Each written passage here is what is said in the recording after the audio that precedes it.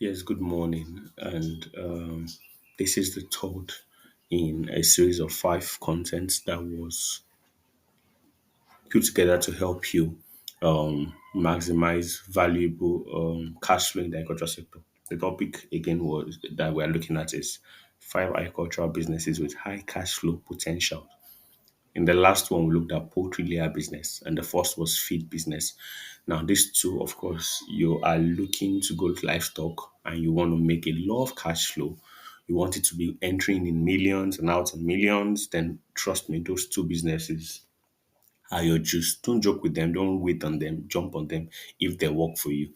Now, if you are now looking at, oh, I don't want to do livestock. I just want something else, right? Now, this may just be for you. And what are we looking at in this particular part of the series is we're looking at commodity trading business, agro-commodity trading business, agro-commodity trading business, right? ACTB, as I like acronym, giving everything acronym. So what does agro-commodity trading is? I'm not going to spend too long on this particular one because something you just need to pick like that. You're about there, that's quick. You need to pick the value there and then see if it's for you. If it's not for you, you can quickly drop it and move elsewhere and catch up on something new entirely and not waste time whatsoever. So let's go into it. Agro-commodity trading, what is it about? Okay, the concept of agro-commodity trading is simple. You get to buy agricultural commodities. You can either store them and then push them out later, or you could quickly export them or sell within Nigeria, depending on where the market is for you. These commodities are commodities that you don't even know how they are cultivated. Your own is, are they good? Then you buy them. When you buy them, you sell them. You could hold them for say maybe 1 or 2 or 3 or 4 months or 5 months or 1 year, depending on what your purpose behind it is. If it's to raise price, you see, sometimes the best time to buy commodities are when it is in vogue and when it is low. When the supply is high and demand is not meeting up with supply, that's when you buy commodity, and then you sell it when demand is high but there is no supply or the supply is low. That is when you're sure to get best value, right? Because people tend to buy things that are not in vogue for higher price, right? I'll give you a good example. This is not even sales per se, right?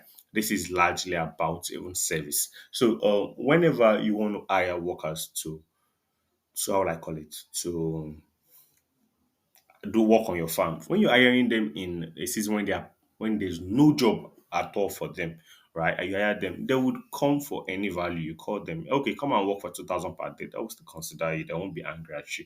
But when you call them at period of high demand, right? Like the rainy season where everybody wants to have them, everyone wants to see them, everyone wants to know them, everyone wants to have them to work for them. You now call the workers, and next thing they're like, no, can you pay 10,000 naira per day job? And like, if you're speaking gibberish, they leave you and go somewhere else. Now that's because of period of high demand, right? And a good example is the fact that at some point wanted to harvest cassava. The company we were working with was choosing to pay 5,000 naira, less than 5,000 naira per tonnage of harvest. Why right now nothing company is paying 9,000 per harvest? What changed is just time that they are employed. That's what determines it, and the condition around their work that determines the value they have changed. Now, the same thing with commodity. Commodity right now, if you buy, for example, you buy how will I call it? You buy maize during period of high production, which is right during season, and then you wait a bit, right? You can sell that same maize for a very large value, right? As much as possible. So say like you can buy the maize for say like maybe 100 naira per kg and sell it as close to 500 per kg on off season because maize are not currently being produced, right? And that's not the only thing. Even wheat, many storable agricultural commodities are naturally traded from time to time, right?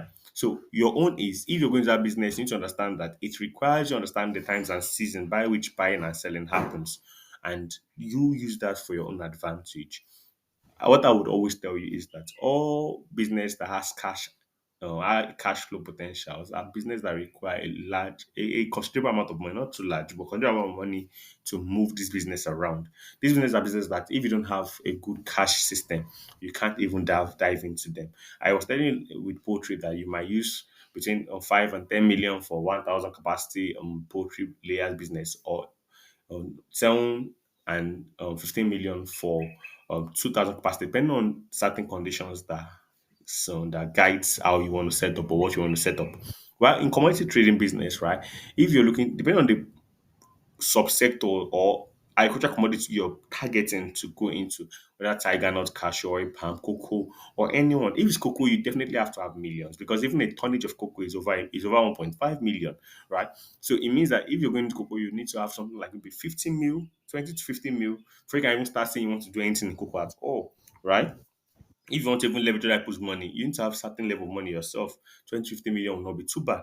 If you're looking at cashew, 10 to 20 million might not be too bad to start. If you're looking at maize business, 5 to 10 million might not be too bad to start. If you're looking at oil palm business, any value between 2 million to 5 million is not too bad, right? Commodity business requires certain millions in their account and depends on the type of the product. So you could be looking at anywhere between 1 million and 100 million to do a commodity business. It depends on the type of business you are selecting in particular, not typically. You can't use the same money for different things. And I would advise you, please and please and please, do not pick too many products as your focus in the beginning. Pick just one product, dive deep into it, and enjoy the value and the profit that comes from it. And then when you're blessed enough to handle more than one commodity product, then you go into other commodity product and get the blessings of those ones as well. There are no rush in life. Everything takes time and patience to build, and you're on your way to building your own empire with agro-commodity business or trading business. And that's what this is. So this is the third cash flow potential or agricultural commodity with or agricultural business with high cash flow potentials that you can explore. And this is where I'm going to stop. If you want to listen to other episodes or other type of agricultural business that have high cash flow potentials, please go through my podcast and say that. If that is not the case, but you want to talk to me on something else, please always reach out to me via WhatsApp. If you're in Nigeria, 081 1081 2605 is the number you chat on WhatsApp. WhatsApp, importantly, WhatsApp. But if you're not in the country, it's plus 234 8110812605. That's what you put into your dial and then you chat me on WhatsApp. Whatever it is you desire to know, we'll discuss, take it up from there, and it will be wonderful, right? And that is all I have for us this morning as regarding five agricultural business like cash flow potential that can change everything literally. Do have a wonderful day and see you in the next episode. Bye.